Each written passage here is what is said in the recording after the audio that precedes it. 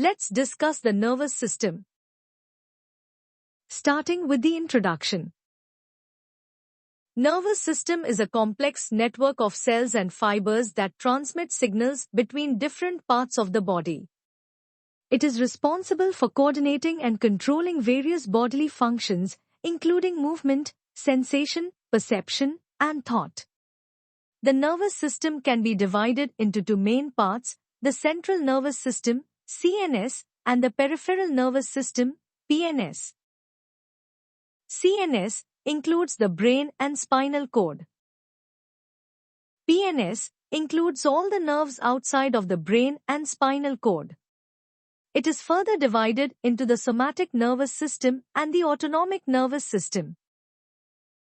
The somatic nervous system controls voluntary movements, those movements which are under our control like locomotion, respiration, and posture, and sensory input from the external environment.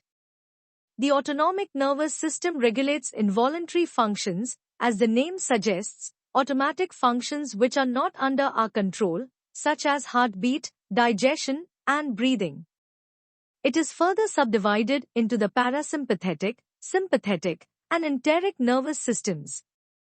The parasympathetic and sympathetic nervous systems often have opposing effects to maintain homeostasis. Coming to the structure of a neuron.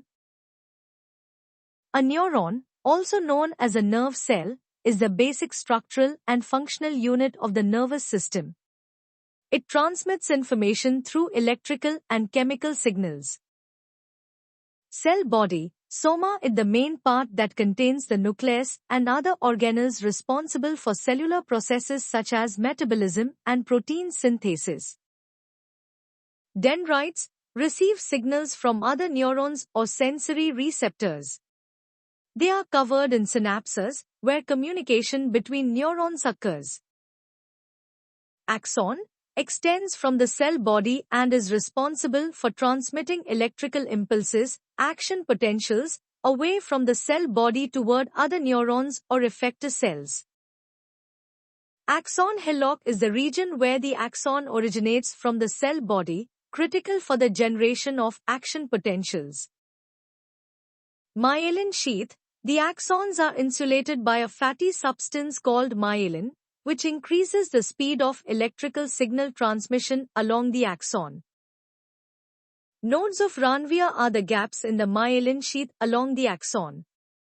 Action potentials jump from one node to the next, which speeds up the transmission of signals along the axon.